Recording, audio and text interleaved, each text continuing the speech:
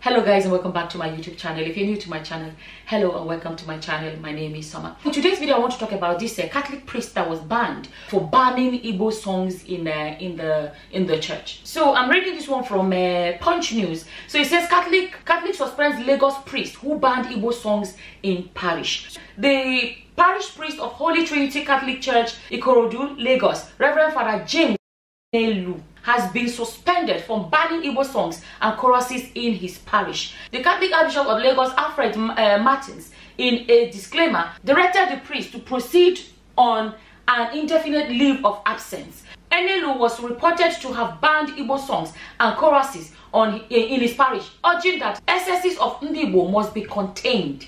It was learned that he had angrily stopped a soul-lifting chorus during the second collection, noting that the Igbo cannot keep dominating other people in his Catholic parish. He reportedly cited the case of his Benin diocese, where the Igbo dominated at the point of becoming the bishop, allegedly claiming that the Spirit of God recognizes only geographical language of the parish. So these are the aspects I really want to read. If you want to read the full article, I can put the link in the description box. You guys can read the whole article. And if I forget, remind me, because I always forget to put links. If I forget, as always, some of you are amazing at reminding me. Someone, what about the link you promised? If I forget, remind me, I'll push it, and then you can go, read the whole thing. So I wanted to speak on the area of banning Igbo songs. And Enelu is an Igbo name. If I'm not mistaken, you see sometimes some names may sound Igbo, but it may actually be, the way in Nigeria a name can actually have a meaning in different languages. I'm not thinking Enelu as in up, if I'm not mistaken. So I'm thinking it's Igbo name. And I watched the video and the accent, he sounded very Igbotic, in that. But what is, one thing that I was proud of is how the church members rose straight away. They didn't waste time. I like when people are not like, mumu, that anything that the priest says just goes. And somebody left a comment the other day, and I actually blocked this person, and he said something like, you people, you Igbo people, this is why you don't have mega churches in Igbo land. The comments were a lot of insults in the comments against Igbos, and I blocked him. Because me, I know they make noise now about block people. Before I would say, I go block you, I don't do that anymore. I just block. There's no time for that. One thing I have to tell you about Igbos is that, so people say we don't have respect. But I've said it several times, people's definition of respect. There's a definition of respect that some people may have in their own tribes or whatever. It is not our own definition of respect. Our respect does not mean somebody cannot speak their mind. You see the way, immediately as he announced it, you can actually hear the complaint. You can hear people where, actually didn't play the video. I put a video for you guys to listen to this.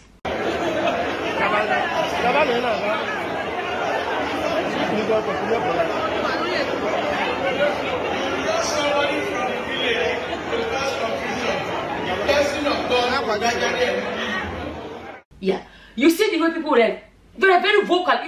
No, this is unacceptable. A lot more Nigerians need to be able to do that. There is something about Igbos that you may call it stubborn or disrespectful or whatever. Telling people, saying the truth is not being disrespectful. There are some kind of people that would have kept quiet and not say a word, but inside they'll be complaining. They complain there and then that no, we want to sing our Igbo language songs. At the same time, I say we don't have all this, we don't have Igbo working it, because typically Igbos are not typically into following foolishly. That everything you say is yeah and amen. And when you say we don't have a kini, don't forget that we are predominantly Catholics.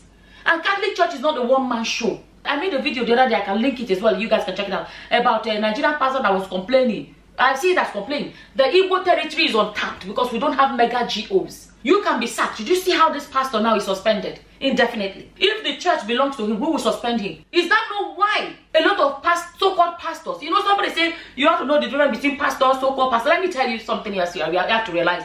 Sometimes I say pastor because that's the term they go by. That's the word, the name they go by.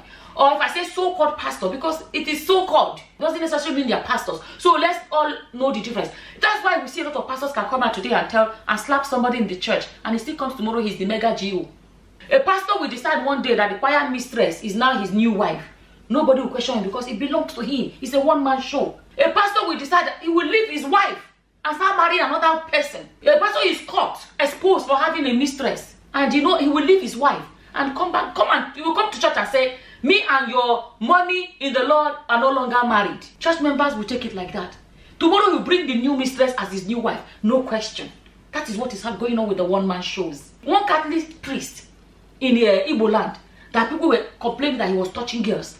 The day that the young boys of the community came out, they carried coffin and dust around the whole town. They came out. If I'm not mistaken, they carried him on their head and danced around the whole town. I can't remember how it happened. Or they carried coffin. When they came, the man ran. The man ran. They carried coffin and danced the whole town. And if they see him in that church again, he's gone.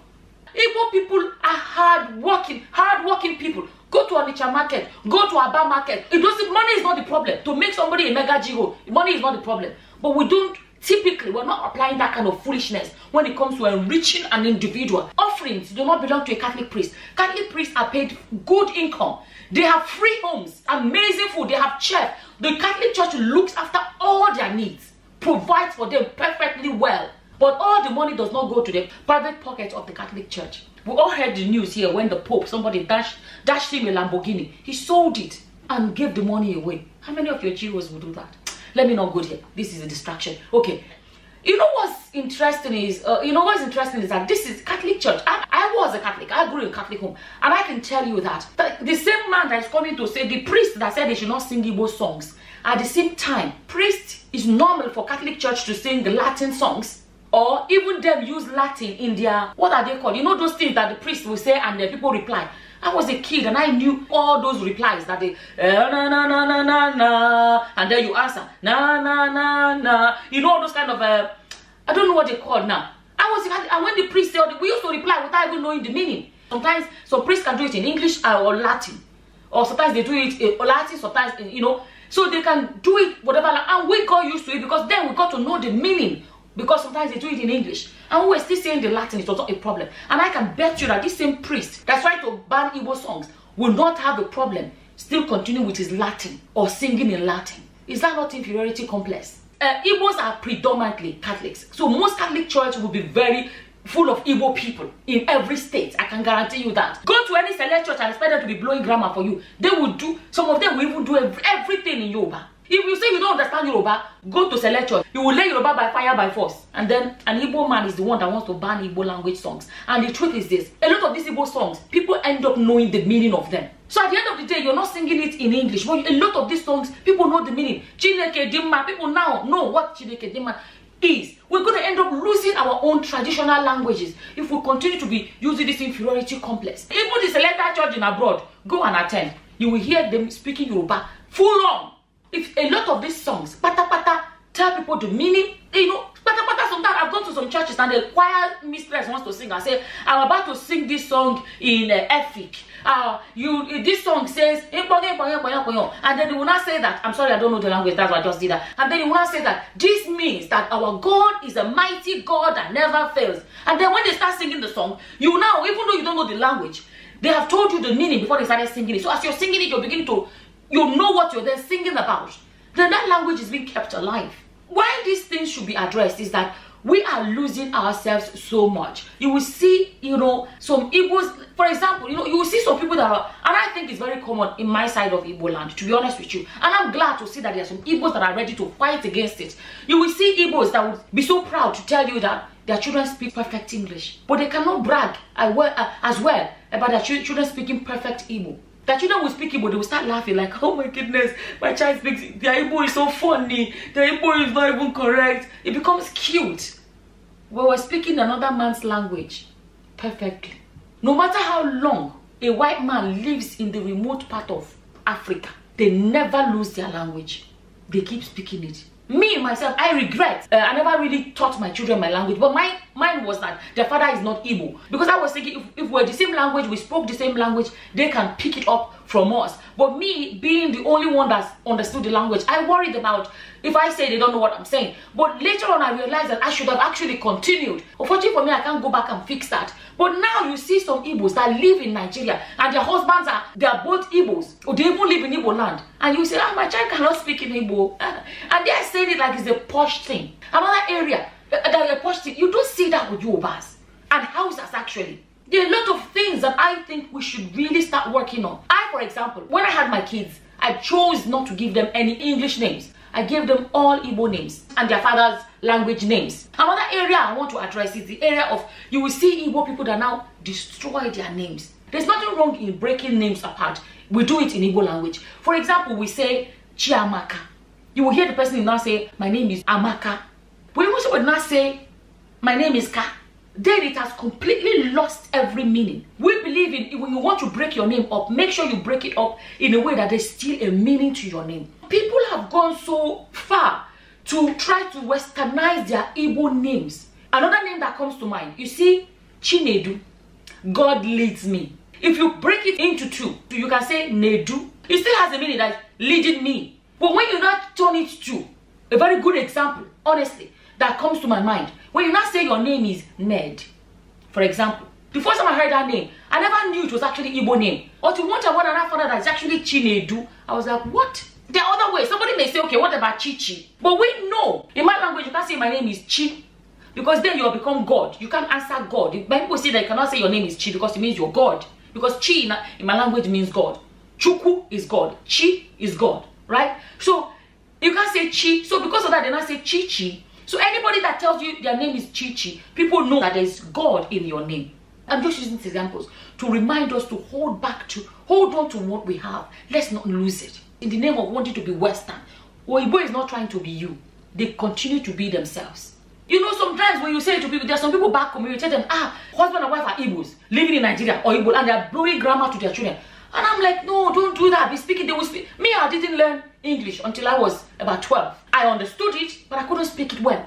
But I could speak Igbo. And then I went to Benin. I was able to speak Pidgin English well. I learned, because Benin, that's what they really speak. They speak Pidgin English a lot. And then I learned English when I was in secondary school. Not that I couldn't speak it, but I spoke bad English. You know what they say, bad English? Like, my English was not bad. So when I went to secondary school, by the age of 12, 13, I started improving on my English. You will always learn English in Nigeria. But those ones, but Igbo language, I did not grow up in Igbo land, but I can speak my language. Because my parents did not choose to westernize our house. No, my parents spoke the language to us. So sometimes when you tell people back home about this thing, still let me tell you, they're not the check and go heaven. Like, okay, let's put it out there. First somebody will come and say, they take and go heaven. Don't take and go heaven. But the thing is this, there's still something about keeping your culture alive. Don't lose yourself. Don't lose yourself in the name of trying to be somebody else. The same thing, you know, sometimes when you tell it, there's this one I find funny. You know, sometimes when you tell our people back home, you say, don't demolish that house now. That house is, you see what you have to say about this language? They be like, some people hear what, you go to live abroad, and you say you go to live abroad, and you come want to keep the language alive. But sometimes you don't want to hear.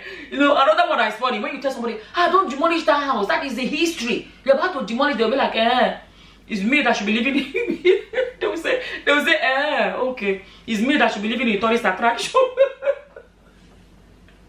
When you try to say that in foreign countries, these kind of houses are left, they become tourist attraction, and people can come in the future and look at this house and know how Igbos used to build it. They'll look at you and be like, look at your what? Say, so you go and live abroad. It's me that should be living in it's me that should be living inside tourist attraction.